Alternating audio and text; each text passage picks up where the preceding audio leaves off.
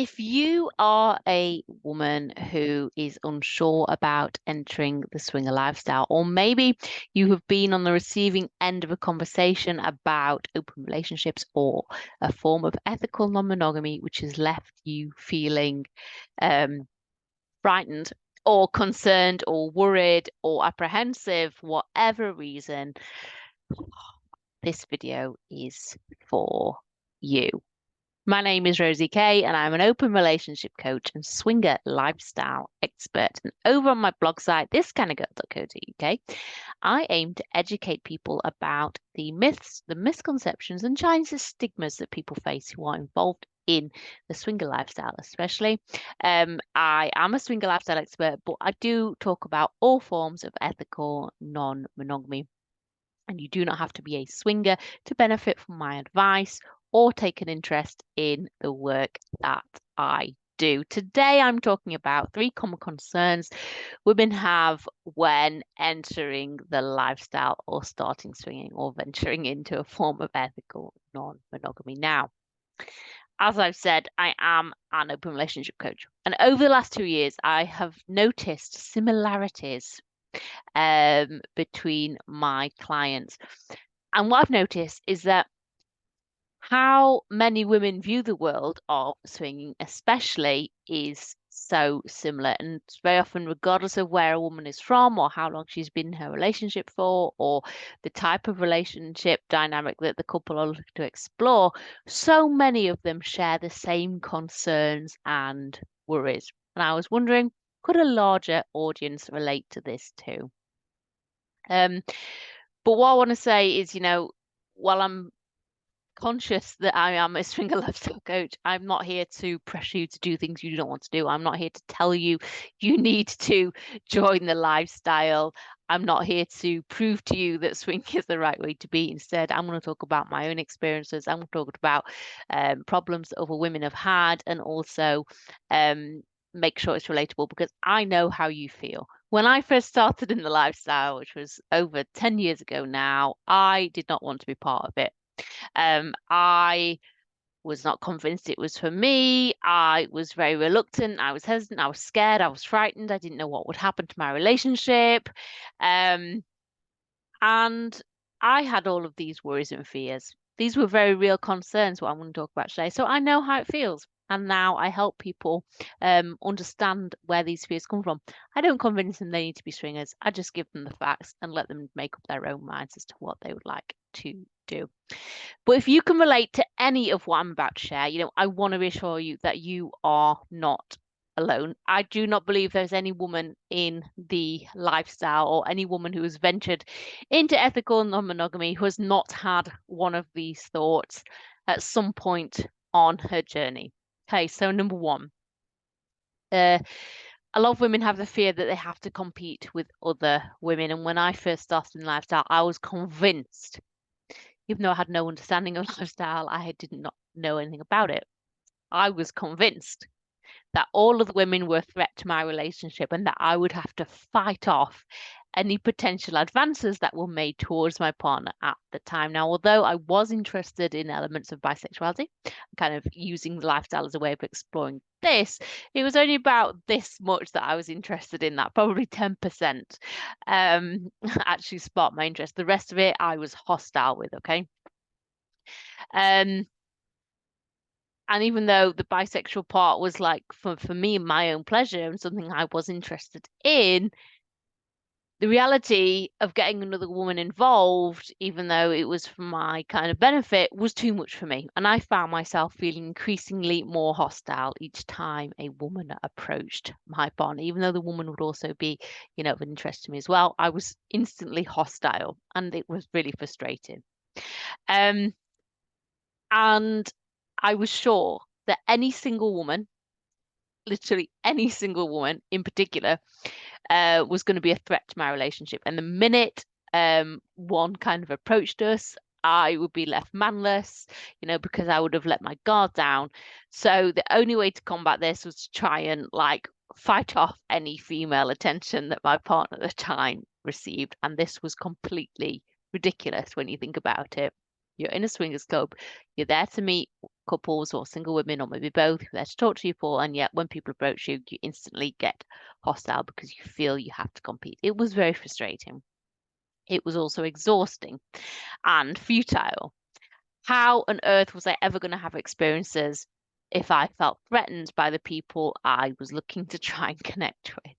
See, I laugh about it now, but that's where my mind was at the time. It made no sense, but it made perfect sense to me too. I was so insecure and I valued myself so very little. I believed I was instantly replaceable. I was jealous of the confident, self-assured women that I saw in clubs, and I thought they were my competition that I had to fight off. But this could not continue. I had to get a handle on how I was feeling. And the first thing I did was communicate to my partner, and we had a very honest discussion about our intentions when swinging. And from here, we began to establish our rules and boundaries. And we agreed on things like we would only meet women together in swinger clubs, and any interaction will be had there and then within the confines of the club. And after we had established our rules and boundaries, we then began to put them into practice. And I found that once we were both able to practice what it was we were preaching, and our words aligned with our actions, it didn't feel as threatening as it had done before. We began to introduce single women into our relationship, and I realized they were not a threat to me. But one of the most important things I did, and I didn't realize this time, was I actually just spent time talking to other single women on the scene, both online and in person, because they shared with me their worries and their fears, because the amount of times they've been rejected by couples because of this. So they were really frightened that they were going to be rejected again and again. And that, they weren't these confident, self-assured, incredibly sexy women that I viewed them as. They were actually really frightened, and really worried, and perhaps faking it until they made it, essentially, in the lifestyle. So they said, we're so pleased or I'm so pleased that I'd spoken to them, because it just kind of made them to be real people. And I kind of put them on this pedestal and felt so threatened by them. But the reality was they were also really worried as well. So talking to other people in the lifestyle really helped normalize my fears as well. I was so insecure about my body and my looks. I believed that different automatically meant better. I could not accept that women who were different to me, both physically and in character, were not better than me. I would often find something that they had that I did not have, or a trait that I believed I didn't have, and I would use this to sabotage my own experience. I couldn't allow myself to be comfortable around other women and not feel threatened by me. But again, this was incredibly exhausting and a useless use of my time and brain space, essentially. To overcome it, I learned how to value my own existence within my relationship and listen to my partner when he told me about the positive traits instead of dismissing them. So this is you. If you can relate to this, if when you're told about all the wonderful things your partner loves about you, or the great things about your character that they find attractive, listen to them and remember them and accept that different means different. It does not necessarily mean better. We are all different. You will always meet people who are different in the lifestyle. You'll always meet people who are different in life, whether that's physically or in characteristics. Different means different. It doesn't mean better. And once you start understanding that, you'll have a much more relaxed experience in the lifestyle. Number two, I hope that's made sense. Number two, many women believe they are not enough for their partners. Very rarely do couples enter the swinger lifestyle because their partners, or they feel their existing relationships are short-changing them. But sadly, one conclusion many women draw up when they hear the word swinger is that their partners want to enter the lifestyle because they are not enough for them. And a lot of women go through this thought process. I hold my hands up. My mind went there all those years ago. And my mind went to a place where I was thinking, well, if he wants, I'm going to need to be careful of my wording. If he wants to be intimate with more than one woman, that must mean I don't satisfy him. And if I don't satisfy him, I am not enough for him, which was then accompanied by, I give him everything I have and still I'm not enough for him because he wants to be intimate with the women. So what more can I do? Why am I not enough for him? And it's really horrible to have that thought process, and it's really horrible to go through that conversation with your partner, because very often there is no kind of conclusion to it, and you just both end up getting really upset or falling out, and then perhaps the word swinger or swing club or non-monogamy is not brought up again because you've had this worry that you're not enough for your partner. And then, of course, in my mind, like, I was then worried about, would he cheat on me if he said that he wants to do this, but I've not said yes? Was he then just going to go and cheat on me? And this is certainly a concern a lot of clients have had as well. This is where their mind has gone when they've had this conversation with their partner, and they've then come away thinking, well, am I not enough? Is he then going to go and cheat? Essentially, the reason that a lot of people have this concern of not being enough is rooted in the fact that men and women view intimacy and relationships very differently, and ethical non-monogamy especially looks very different for men and women. But of course, we don't know this because we don't know anything about this lifestyle that we have been introduced to. We don't know anything about this new dynamic which has been sprung upon us. So our first go-to thought as a woman is we are not enough for our partners. And it's really important to understand that ethical non-monogamy is a very different experience for women as it is for men. It's very often a much less a physical experience and much less of a carnal desire than it is for men. Men don't always understand why they want to be intimate with other women. They just know that they do. And if they can do this while keeping their relationship intact, then that's even better. They're responding to a desire to pass on their genes and procreate, regardless of whether they're in a position to do so or want to do so or not. It's not that their wives don't satisfy them or their girlfriends do not satisfy them.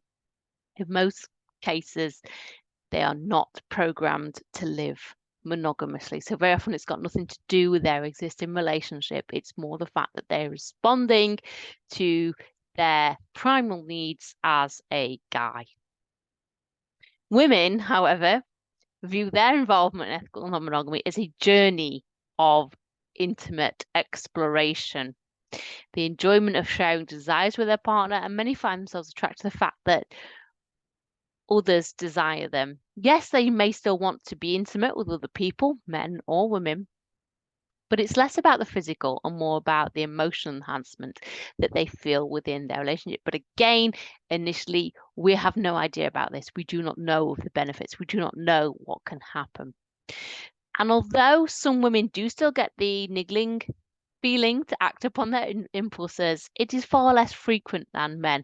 So when men say they would like to go to a swingers club, or have you thought about swapping with a couple, or I'd like to open up our relationship, they're doing so from a different place. And as I said before, it's got very little to do with dissatisfaction in their own relationship. For men, the desire to procreate more often and with different individuals is more potent, whereas for women, it exists but not as strongly. This is why women don't get the desire to be with men and can struggle to understand why their men may want to get involved in the first place. I hope that has made sense for you. The next one is many women feel they do not want to be intimate with other men or do not see the point. Hold your hands up, girls, if you've been there. I have been there many times for a variety of different reasons.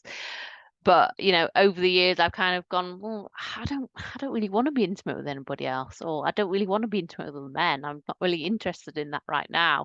And sometimes, I've been like, no, I'm all set for that, thanks. I don't really need any more. So again, it can be quite difficult to kind of understand, well, what role do I play? So yeah, they do not want to be intimate with other men or do not see the point. Now, some of this is personal preference. I myself am a bisexual woman, and when swinging, I prefer to meet with women. But it also comes down to personal rules and boundaries. I'm going to share one of these now, and that's, I don't always feel comfortable being with other men. I don't feel comfortable being in positions with strangers, with other strangers, and in a setting which I don't know. And for me, sometimes that's a little bit too much. Not every time. So sometimes it's easier to just kind of like put that rule and boundary in place and look for other women to play with instead, because I just feel a lot kind of more comfortable. Now, this may not always be the case. It could be different reasons as to why you don't want to be intimate with guys. It could be that you're worried about pregnancy. It could be that you're worried about STIs, STDs, things like that, which again, completely understand. But people get involved in the lifestyle for different reasons. And many women, they view intimacy, certainly penetrative intimacy, as the most intimate act. And they may decide to reserve that only for their partner, as in their, their husband, their husband, or boyfriend, or whatever. And they do not wish to engage with other men in this way. Subsequently, when men do suggest swinging, they just kind of find themselves asking, well, I don't want to be fully intimate with other people, so what role do I play? Have I got to be intimate with other men in the lifestyle or not? I want to reassure you that I'm just reading my notes here. I want to reassure you that you do not have to do anything you do not want to do, and your worries, your fears, your questions are all completely valid. There are many women out there who have gone on to enjoy the lifestyle, as one former client did. When she sat down with her husband, husband and herself sat down with me, and she explained that exact scenario. She didn't want to play with other men in that way. She didn't want to get involved that intimately. What role could she play? And for them, it was all about establishing rules and boundaries, what she was okay with, what she didn't, what she wasn't okay with, and how far was she kind of willing to get involved with things, whilst also understanding that her husband had his own rules to set and boundaries. Not an easy thing to do, but it is achievable if you work together to make it happen. And I can see why so many women have the fear that they're going to have to do something they don't want to do, or feel pressured to couple swap. But if that isn't right for you, if that does not feel right, then you need to say so. And as I said, establish your rules and boundaries and verbalize them to potential play partners before you get down to it. So I hope you've enjoyed this video on 3 common concerns women have when starting swinging. They are, of course, they do not want to be intimate with other men, or do not see the point, that they are not enough for their partners, and that they have to compete with other women. If you'd like to find out more about this topic, hit the description for this video below, because I actually wrote a pretty intensive blog article on this topic as well, where I dive into it in much more depth and give you more advice about it. And as I said, if you want to find out more about the work that I do or become one of my coaching clients, then do please visit my site, ThisKindaGirl.co.uk, where you can read blog articles, download swinger guides, and also book a call with me, Rosie K. And I shall see you all next time.